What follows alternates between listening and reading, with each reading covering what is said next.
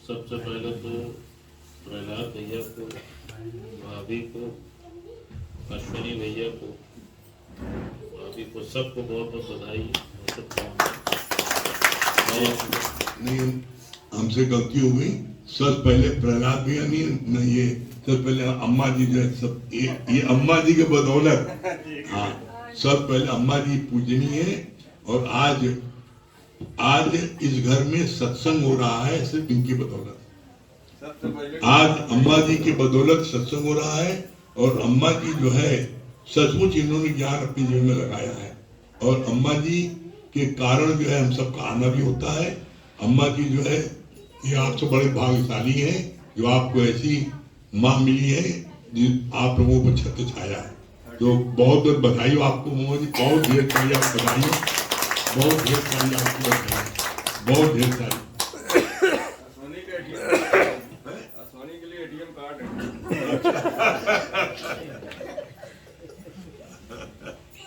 नहीं, सब बहुत ही आवाज हम सर बताए आपको, ईमानदारी बात हम आपको सर बता रहे। आज हम आए ही नहीं वजह से, आज हम ना आते। हम संडे के रात के 7 बजे सत्संग कहीं जाते नहीं, पूरे रोज चलता है, रोज सुबह रात चलता है। तो हफ्ते में एक दिन हमने शाम के सत्संग में सब हमारे नवरत्नियां हैं उनको कहा आप पूजा करा करो। लेकिन यहाँ पर हमको जब ध्यान आया कि माँ जी का है तो हम कहीं आज माँ जी के दर्शन करने चलेंगे। बहुत दिन काफी समय सो गया था। तो आपसे बड़े भाग्यशाली है कि आपको ब्रह्मा का छत्र छाया है।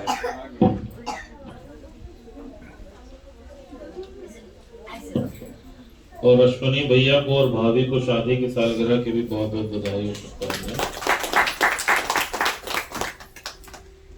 देखिए, ज्ञान में जो सबसे इंपॉर्टेंट चीज है वो क्या है? आप ठोकर खाते कब? जहां पर अंधकार होता है।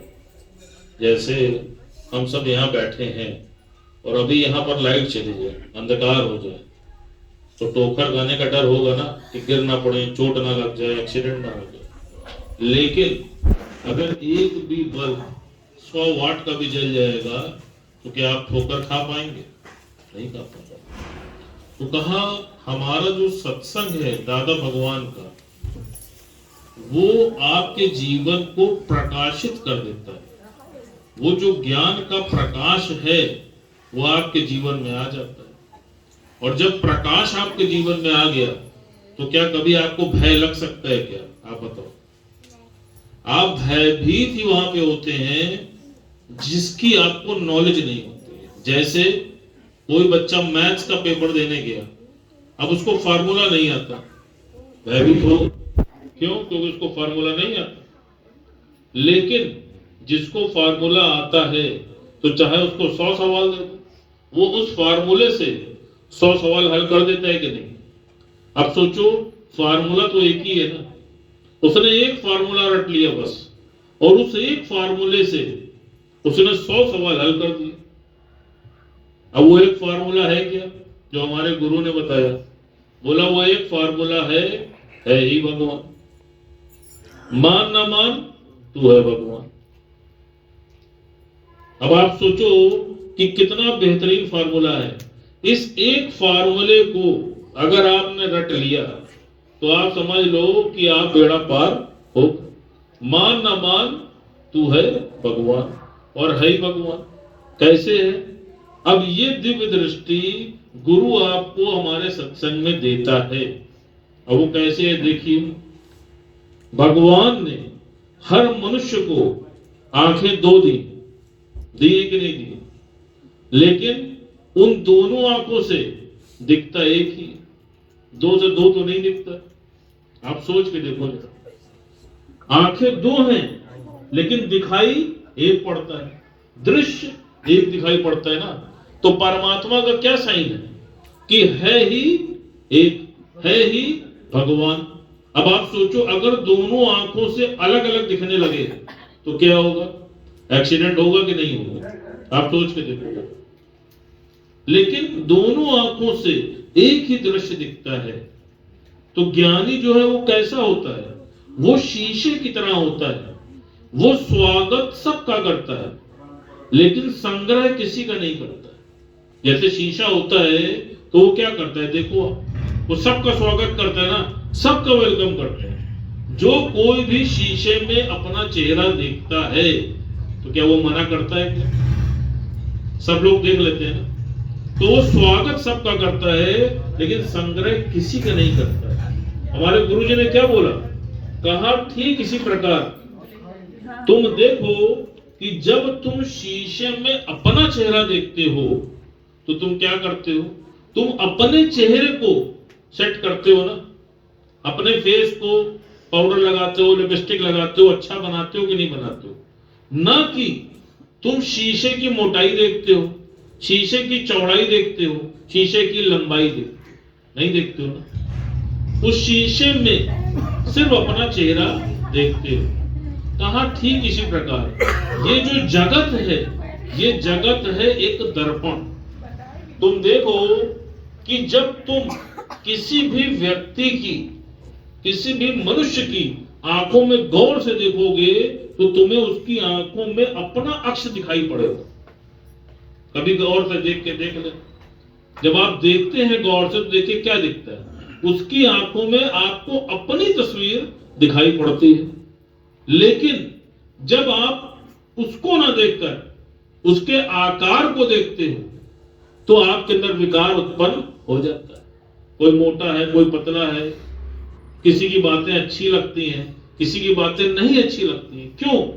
क्योंकि जिससे स्वार्थ की सिद्धि होती है उसी की बातें अच्छी लगती हैं, उसी में भगवान दिखता है। लेकिन जिससे हमारे स्वार्थ की सिद्धि नहीं होती है तो आप देखो क्या उसकी बातें अच्छी लगती हैं, उसमें भगवान दिखाई पड़ता है? नहीं दिखाई पड़ता। तो भगवान ने क्या बोला, कहा है ही भगवान।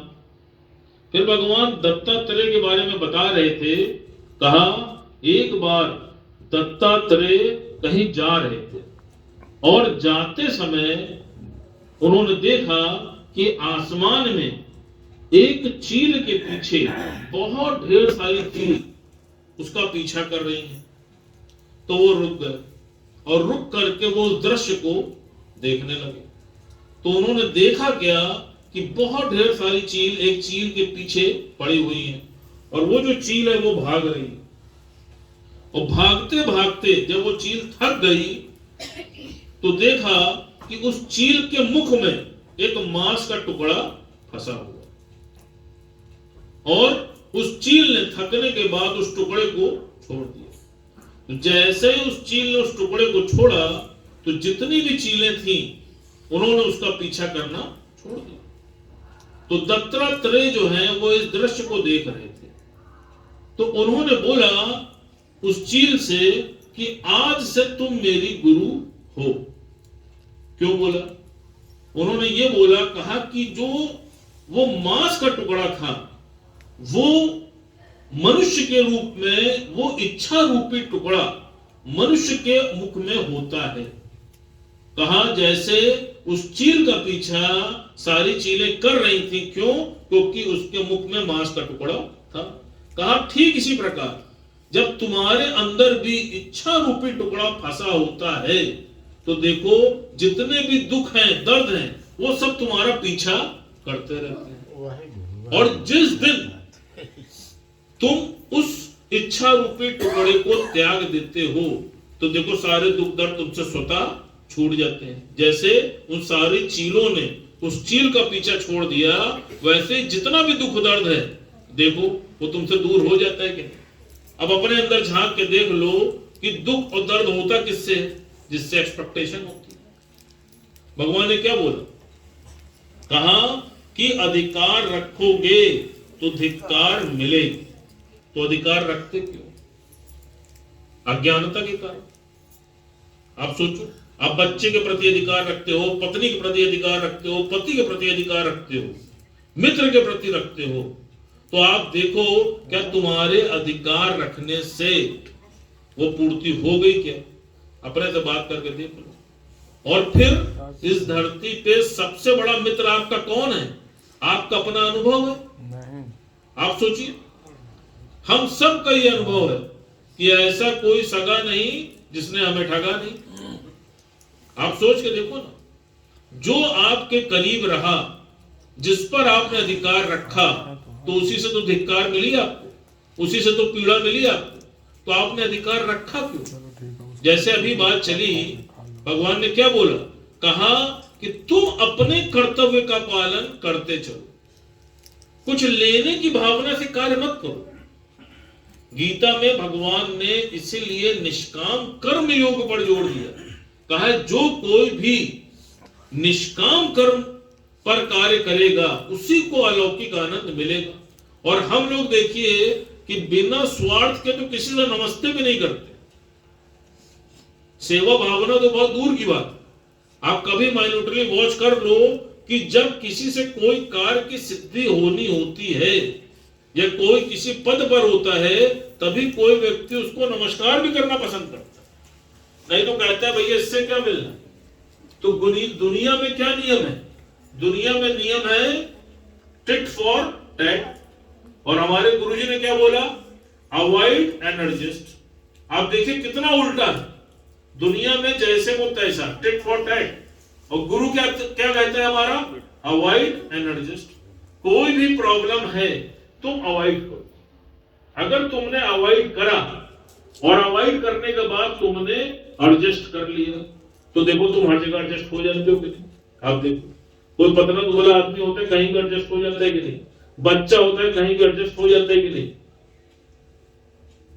तुम्हारी प्रॉब्लम क्या है कि तुम अपनी हस्ती बना के बैठे हो। और भगवान ने क्या बोला, कहा मिटा दे अपनी हस्ती को, तभी मस्ती में आएगा। और तुम हर जगह गुरु बोलता है कि अपनी हस्ती को मिटा दो, कुछ बनना ही है अज्ञान। आप देखो दुनिया में हम कुछ ना कुछ बनने पे आमादा है, और इस ज्ञान की सबसे बड़ी खूबी क्या है कि यहां गुरु कहता है कि तुम निवाड़ा हो जाओ, कुछ मत बनो, बी लाइक अ चाइल्ड, हमेशा बच्चे बन जाओ। आप देखो जो बच्चा होता है क्या उसको सब प्यार करते हैं कि नहीं करते? तो गुरु ने बोला, कहा मिटा दे अपनी हस्ती को, तभी मस्ती में आएगा। तो अपनी हस्ती को आप गुम करो, और अगर हस्ती बना के बैठोगे तो क्या होगा ये भी जान लो। एक बार जब द्वितीय विश्व युद्ध हुआ, तो द्वितीय विश्व युद्ध के बाद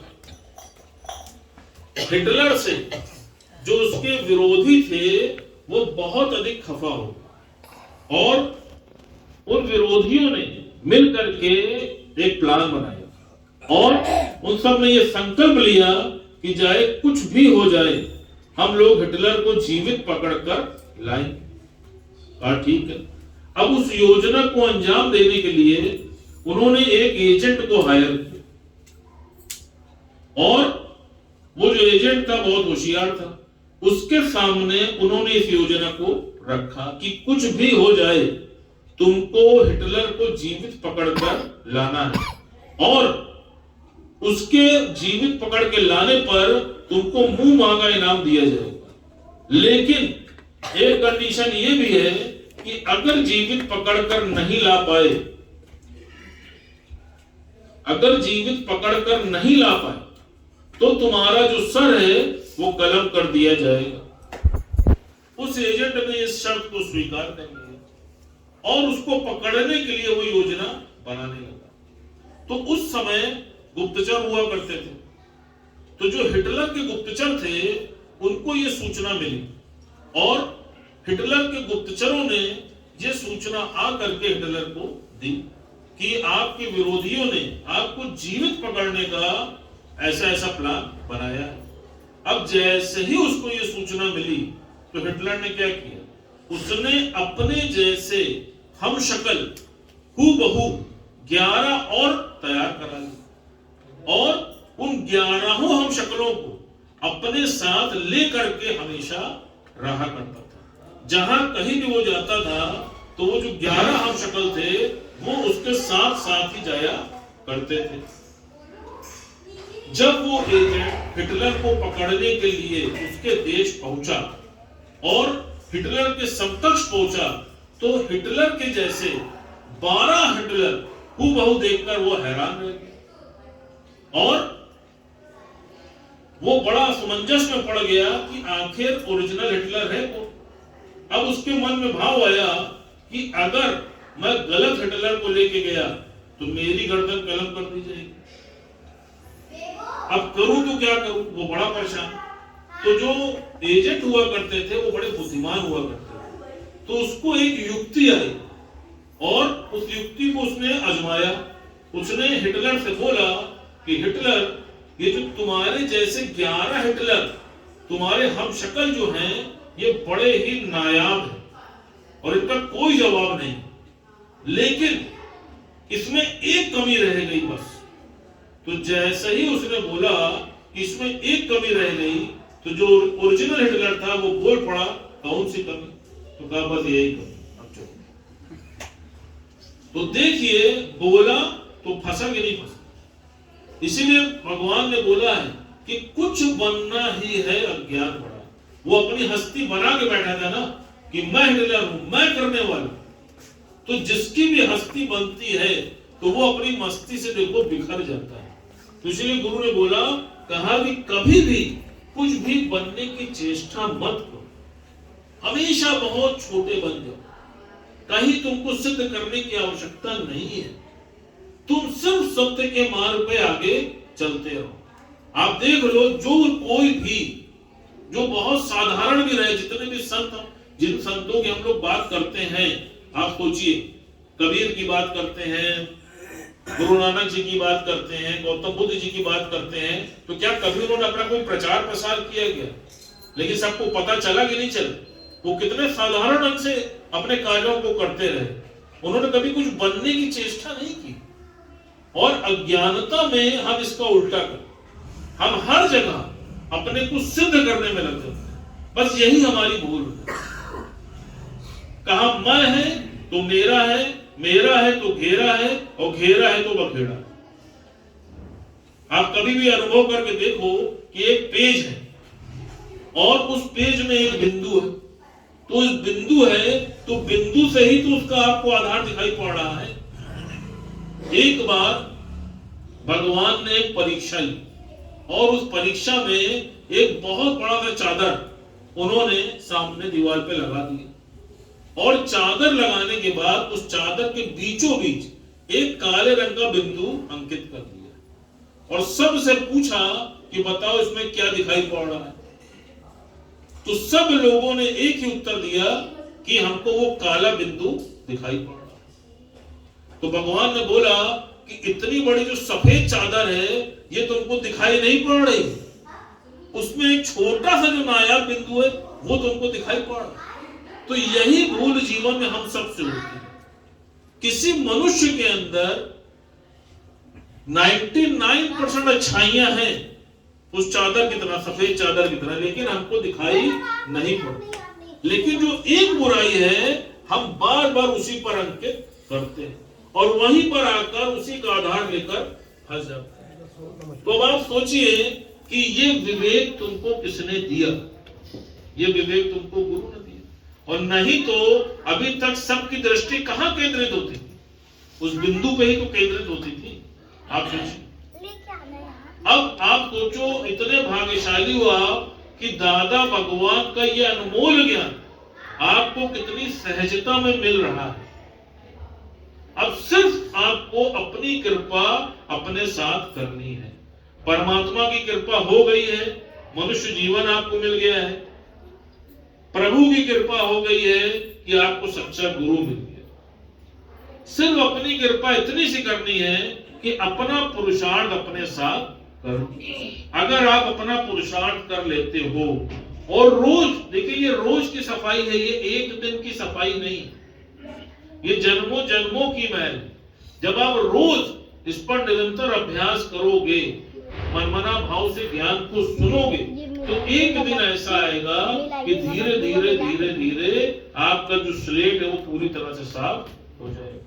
और जो कोई भी देखो इस कार्य को कर रहा है, अपने साथ पुरुषार्थ कर रहा है, तो आप देखो उसको आनंद आ रहा है कि नहीं आ रहा है। आप अपने से पूछ के देखो, और जो ऐसा करेगा वो हर पल आनंद में ही रहेगा।